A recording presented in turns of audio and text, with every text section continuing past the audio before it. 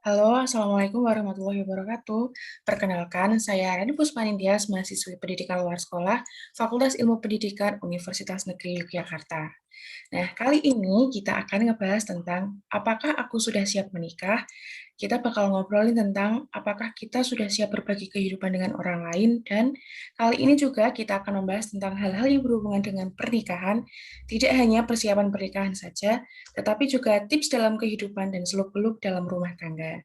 Nah, pagi ini kita sudah bergabung bersama narasumber yang tentunya keren dan ahli di bidangnya.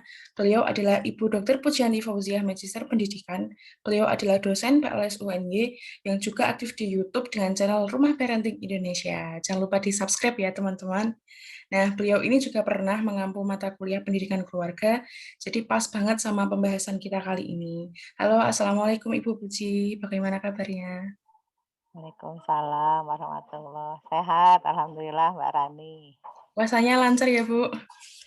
Alhamdulillah lancar. Nah, langsung saja nih, Ibu. Sebelum kita bahas hal yang berat, mungkin kita sharing dulu nih. Ibu Puji sudah menikah dan sudah punya anak berapa nih, Bu? 5. Wah, Masya Allah.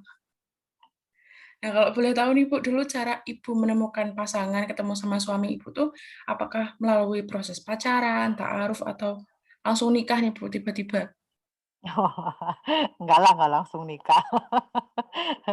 Iya, jadi dulu kalau ibu sendiri prosesnya mungkin lewat ta'aruf ya, artinya tetap perkenalan dulu, tapi sebelumnya memang, kami sama-sama aktif di ini ya, di masjid apa di dulu tuh ya, di Kuningan.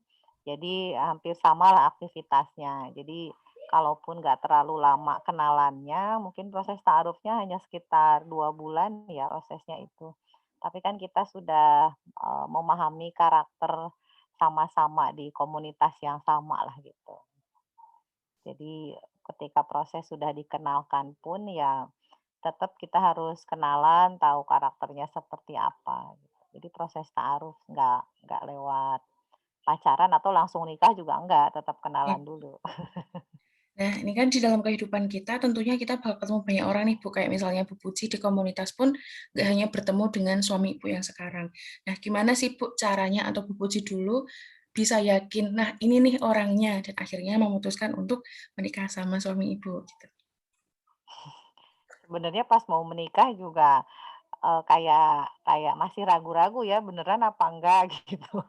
Jadi kalau dibilang yakin 100%, mmm, ya tetap ada keraguan apakah ini benar jodohku gitu ya kalau Iya, kata Anang Hermansyah. Cuma, ibu pikir kan yang mendorong kita, pokoknya pengen segera menikah ya waktu itu, mmm, karena satu pertimbangannya kan faktor usia ya, waktu itu sudah lulus, sudah bekerja gitu.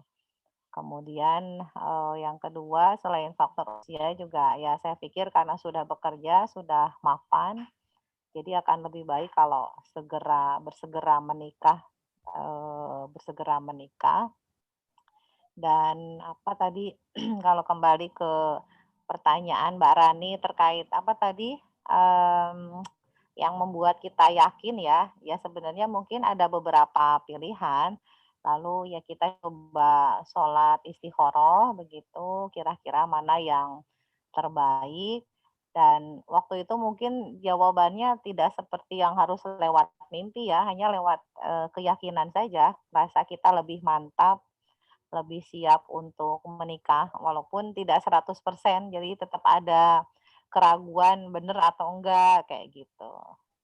Apa, enggak 100%, mungkin 90% lah ya, sisanya masih ragu-ragu beneran nggak ya nikah gitu. iya, heeh. Nah, biasanya nih Bu, kan anak muda misalnya kayak saya udah capek kuliah, capek kerja sendiri, itu tuh biasanya kayak udah pengen, udahlah nikah aja. Padahal kita sendiri tuh sebenarnya belum tahu apakah saya sudah siap untuk menikah atau belum. Nah, mungkin ada persiapan apa saja sih Bu yang harus kita siapkan sebelum menikah gitu? Mhm. Ya sebenarnya kalau secara umum ya, kan ada kesiapan satu secara mental ya terutama. Terkadang, faktor kedewasaan itu juga menjadi penting ya. Artinya persiapan mental itu kita mempersiapkan betul, bagaimana konsekuensi dari pernikahan gitu ya. Jadi persiapan mental. Eee, Kedua, persiapan finansial juga jadi sangat penting ya. Maksudnya, ya baik apalagi mungkin kalau laki-laki, kalau perempuan kan kita berasumsi, ya udahlah nanti kita ditanggung suami gitu ya. Tetapi kan tetap saja persiapan, finansial saya pikir baik laki-laki maupun perempuan harus dipersiapkan. Kemudian, selain persiapan apa tadi, finansial, juga persiapan secara apa ya, ya keilmuan tadi ya, untuk mensupport mental kita siap atau tidak, memang dari jauh-jauh hari kita harus sudah mulai banyak membaca tentang, bukan keilmuan lah, buku-buku tentang rumah tangga begitu.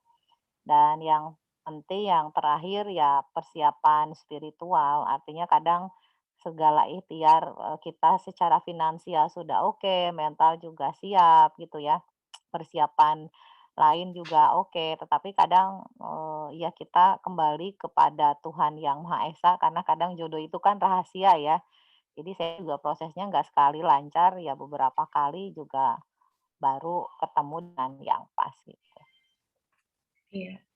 Nah, berarti kan memang kita menikah tuh harus benar-benar sudah siap ya, Bu, bukan karena ikut-ikutan teman atau mungkin biasanya nih ketika udah lulus kuliah atau deket-deket sama lebaran nanti ketemu sama keluarga ditanyain, "Kapan nikah kapan nikah?" Dan itu biasanya buat beberapa orang malah jadi pressure yang akhirnya, "Udahlah nikah aja daripada ditanyain terus."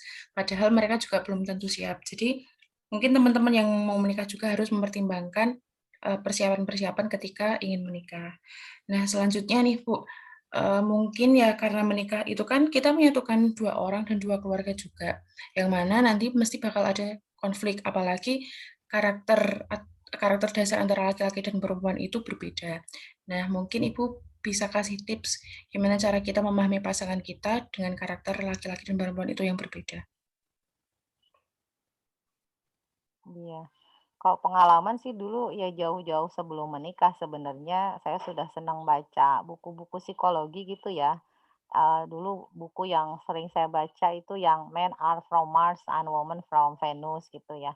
Mungkin kalau sekarang banyak Mhm. kajian-kajian Ustadz Aisyah Dahlan yang memang menceritakan secara perbedaan secara biologis, secara fisiologis gitu ya. Baik secara apa namanya mental beda memang antara laki-laki dan perempuan. Sehingga nanti begitu menikah ya nggak terlalu kaget walaupun tetap aja ya kaget gitu, tapi kan Ya, minimal kita sudah ada gambaran sebelumnya.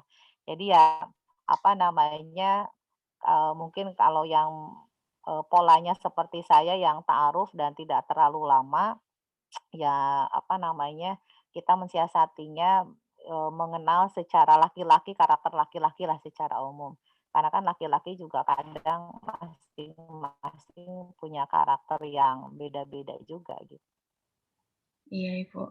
Nah, selain di kepribadian, itu kan juga ada perbedaan karakter ya, Bu, karena mungkin misalnya ibu dan suami ibu itu tumbuh di dalam keluarga yang berbeda, mendapat pola asuh yang berbeda, lingkungan yang berbeda, yang akhirnya membuat karakter ibu dan suami ibu pun berbeda. Nah, terkadang perbedaan karakter ini pun, mohon maaf, perbedaan kepribadian ini pun akhirnya membuat konflik kayak misalnya yang cewek ternyata profesionis banget, rapi, ternyata yang cowok suka naruh handuk sembarangan dan seterusnya. Nah, mungkin ada tips nggak Bu kayak mengatasi konflik di dalam rumah tangga tuh gimana? Mhm. Iya, yang perlu disadari yang pertama kan, justru harus digarisbawahi bahwa ya pasangan kita pasti bukan malaikat ya, artinya punya kelemahan begitu. Sehingga justru yang harus kita siapkan itu adalah bagaimana kita bisa menerima, kelemahan dan kekurangan masing-masing, justru dengan menikah itu kita bisa saling melengkapi dan menguatkan begitu. Apalagi mungkin saya dengan kultur yang beda ya, saya dari Sunda, suami juga orang Bugis yang besar lahir juga di Sumatera gitu. Jadi kuncinya tadi, yang pertama harus menyadari betul bahwa pasangan kita pasti punya kekurangan dan kalaupun sudah tahu kekurangannya apa, yang kedua ya dikomunikasikan gitu. Karena kan nggak mungkin juga kita menuntut harus berubah langsung gitu ya, tetapi kita sama-sama mengkomunikasikan apa yang membuat nyaman, tidak nyaman, begitu. Dan selain apa namanya, komunikasi sih intinya, ya kalau rumah tangga tuh kayak, ya lifelong learning lah, tidak ada titik, berhenti untuk belajar mengenal pasangan gitu, karena kan kita masing-masing juga berkembang ya. Sehingga apa namanya, kita saling, memahami, saling mensupport begitu, sehingga harapannya nanti ada tetap titik temu yang kita membuat itu sama gitu, kompak, tapi tetap tetap menghargai perbedaan yang dimiliki oleh pasangan kita. Oke. Nah ini Bu, sebelum kita akhiri, mungkin Ibu ada pesan-pesan buat teman-teman yang mau menikah nih? Pesan-pesannya apa ya? Jadi, ya intinya, Allah itu kan menyampaikan wanita yang baik-baik untuk laki-laki yang baik-baik ya. Jadi kalau saya dulu yakinlah kalau kita bisa memperbaiki diri terus-menerus, ya nanti harapannya nanti kita juga akan mendapatkan yang, terbaik. Kemudian, berdoa begitu, insya Allah Allah itu memberikan jodoh tepat, pada waktu kita membutuhkan dan dengan orang yang tepat juga gitu. Jadi, banyak berdoa dan tetap prepare melakukan persiapan-persiapan tadi ya, persiapan secara mental, persiapan secara spiritual, finansial, dan juga persiapan secara akal, artinya keilmuan, hal-hal yang apa sih harus dipersiapkan terkait bagaimana berkomunikasi mungkin dari sekarang sudah tidak harus menunggu menikah dulu baru belajar, justru sekarang gitu ya, belajar dulu begitu menikah tinggal teori praktek kan langsung, Iya. mungkin itu.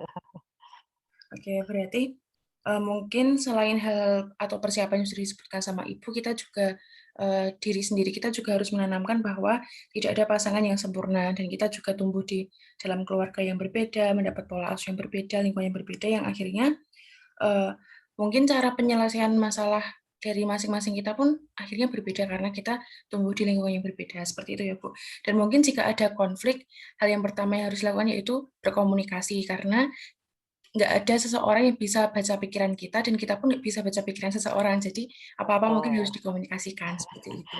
iya. Nah, terima kasih banyak ya Bu Puji atas waktunya. Beruntung sekali saya pagi ini bisa Oke, bersama Ibu karena jadwalnya yang super sibuk sekali. Semoga Allah selalu menjaga kesehatan Ibu dan keluarga Ibu semua. Terima amin kasih amin Ibu. amin. Oke, Semoga apa yang kita sampaikan pagi sami-sami. ini bisa bermanfaat buat teman-teman semua dan bisa bertemu di lain Amin. kesempatan. Terima kasih. Assalamualaikum Bu Puji. Oke, waalaikumsalam warahmatullahi wabarakatuh. Oke, alhamdulillah. Sudah selesai ya? Ibu Alhamdulillah mau sudah. balik lagi ke anu Iya ya? iya, Ibu. Oke, Terima kasih Ibu banyak ya, ini Ibu. lagi nguji skripsi. Oke oke, pamit ya, Iya iya, makasih. Bu. Terima kasih. Assalamualaikum. Waalaikumsalam. Oke, sampai